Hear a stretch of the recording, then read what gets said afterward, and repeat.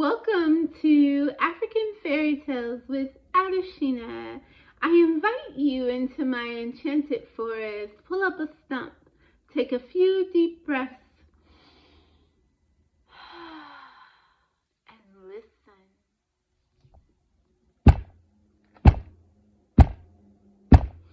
Beat, beat, thump, thump. The work of a warrior is never done. Ogun worked endlessly in his forge as Shu sat nearby watching, concerned about his friend. Man, I'm not trying to offend, but you ain't been peeping game, so let me let you in. You making all these tools and not asking for a dime. They said they'll pay you back, but all I see is their hands out every time. Ogun thought a minute.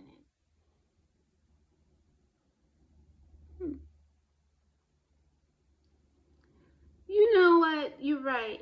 I never noticed it before. I'm being treated like a mat on somebody's front door. I am not going to take it no more. All the knives, shovels, bricks, I sharpened Shango's sword, made Oya's cutlass like brand new. I'm doing things can't nobody else do. The things I did for Yemaya. Not a single thanks. With my skills, I could be really pulling in some bank. So he took his machete and his OT, headed deep into the forest, and cut himself off from the tribe. Warmly welcomed by the forest animals, he took a drink of his OT to comfort the sadness, the hurt he felt inside. A few days went by, then the eyebrows started to raise. Hey, anybody seen Ogun? I haven't seen him in a few days. This village is in chaos. It's cold, no tools for the farm. These weeds growing high, no internet, IG, TikTok.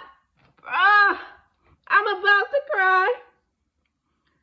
One by one, the Orisa felt the sting of their regret. Began to wonder how, without Ogun, any of their goals could be met. Then as Shu appeared, they said, "Whew, I'm so relieved to see you. Where is Ogun? I need I ain't seen him in a couple of days. Y'all be bugging the way y'all be playing in his face. Last time I saw him, he seemed a little mad, said something about not being appreciated."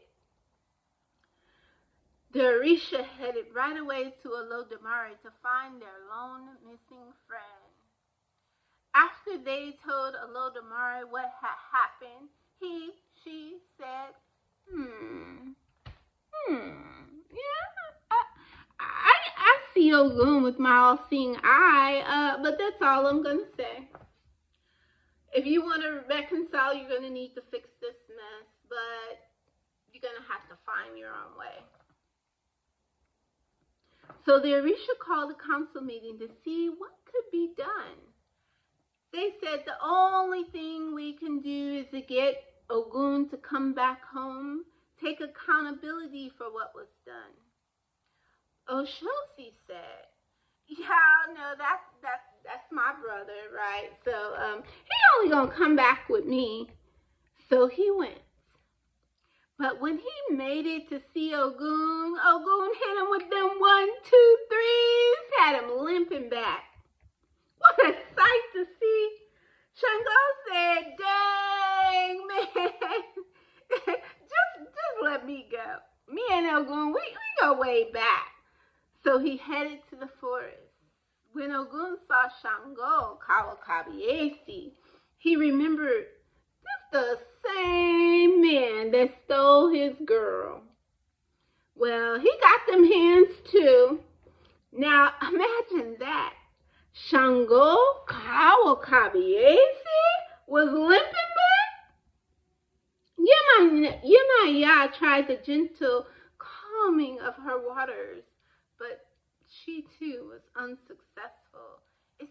like hope was fading fast, Oshun, the youngest Orisa, raised her hand the last. I think I'd like to give it a try. What? You? You think you're gonna get Ogun? Go ahead and try.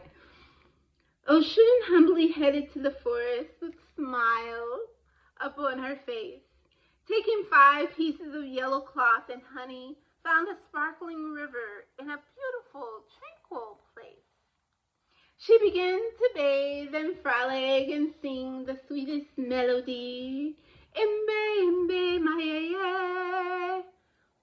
Ogun heard the beautiful sound, but couldn't see.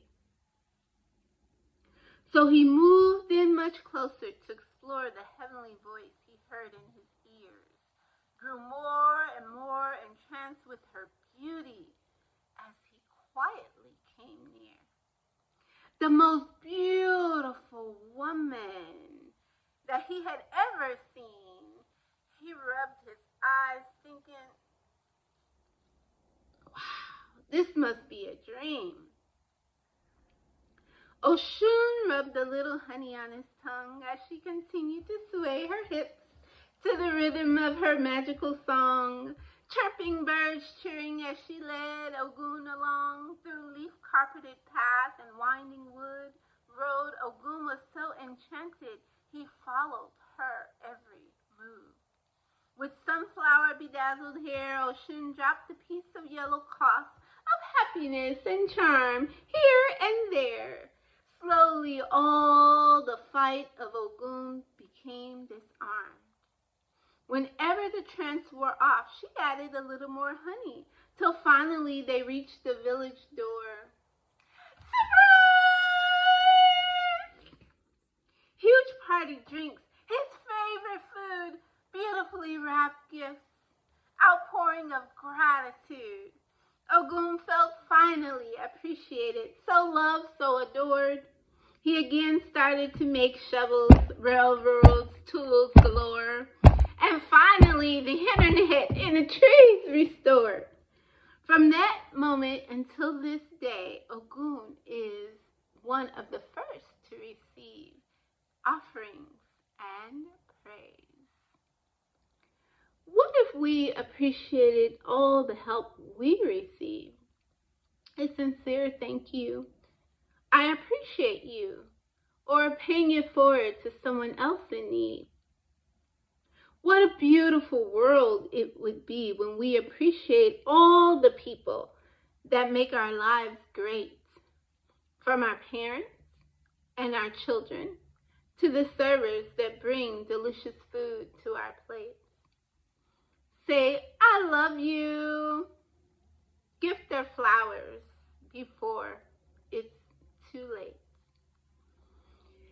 If you would like to learn more about the Ifa Orisha way, I invite you to follow my beloved godmother, Dr. Iya Funlayo, at Ase'ooo. May you have bliss, peace, love, laughter, and happiness ever after. Ashe.